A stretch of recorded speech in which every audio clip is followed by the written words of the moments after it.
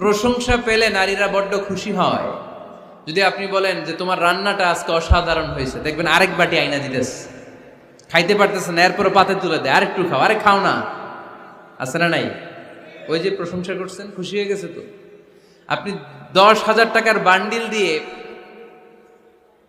আপনার বউকে যত খুশি করতে না পারবেন, রান্না মজা হয়েছে এইটা বলে আপনি অনেক বেশি মনে মনে নিয়ত করছে যে আয় রে, জীবনে তো রান্নার প্রশংসা করলাম না, আজকে রান্নার প্রশংসা করব। তো মাহফিল শেষে বাসায় গেছে, স্ত্রী তাকে খাবার দিয়েছে, স্বামী খাবার খায় আর মিটি মিটি হাসে। স্ত্রী বলে, এই মাহফিল শুনে আসছো, রাত বাজে 12টা, খাচ্ছ ভালো কথা, হাসো কেন? তো স্বামী বলে, হাসি এর কারণ হচ্ছে তোমার রান্নাটা আজকে এত মজা হয়েছে না জীবনে, আজকে বাড়াই বাড়াই কইতেছে তো, জীবনে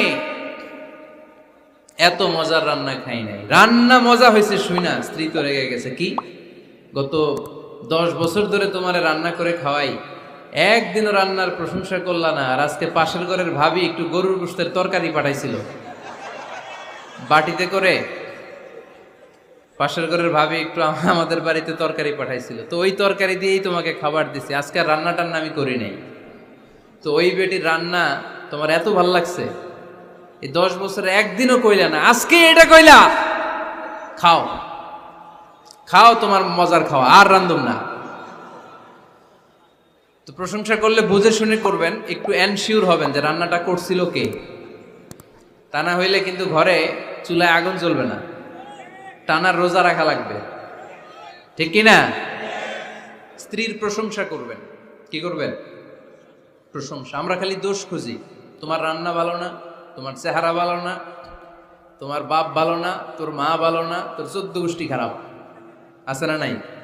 তো এই বেডি আপনারা ভালোবাসবে? এই বেডি তো আজীবন আপনার বদনাম করবে, ঠিক কিনা?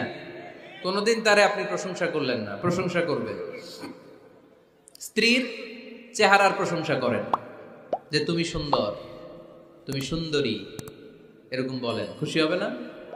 হ্যাঁ, তুমি সুন্দর তাই চেয়ে থাকি, সে কি মোর অপরাধ? কোনো অপরাধ নাই, ইচ্ছা মতো গাইতে থাকেন স্ত্রীর শানে গান, সব আসারা নাই। তবে শুধু স্ত্রীকে শোনানো যাবে, ভাবিরে শোনানো যাবে, শালীরে শোনানো যাবে, পাশের বাড়ির কাউরে শোনানো যাবে? দেখেন ইসলাম কত চেক এন্ড ব্যালেন্স। স্ত্রীকে আপনি গান শোনান, কোনো গুনাহ নাই, আছে শুধু সওয়াব।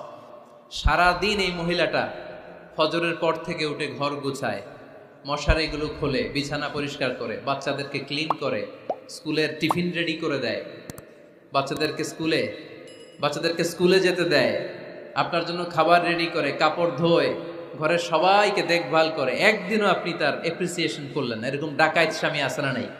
বলবেন তুমি সুন্দরী, তুমি অনন্যা, তুমি সুস্নিগ্ধা, তুমি প্রিয়ংবদা, তুমি সুহাসিনী, তুমি সুকেশিনী, তুমি সুভাষিনী, তুমি অসূর্যম পোষ্যা, মেঘে কালো কেশ, কাজল কালো চুল, হরিণের মতো ডাগর ডাগর দুটি তোমার চোখ।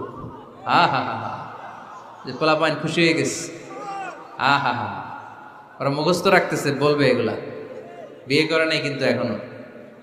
তো জায়গা মতো বলবা, গার্লফ্রেন্ডে বলো না। আবার কাকে বলবা?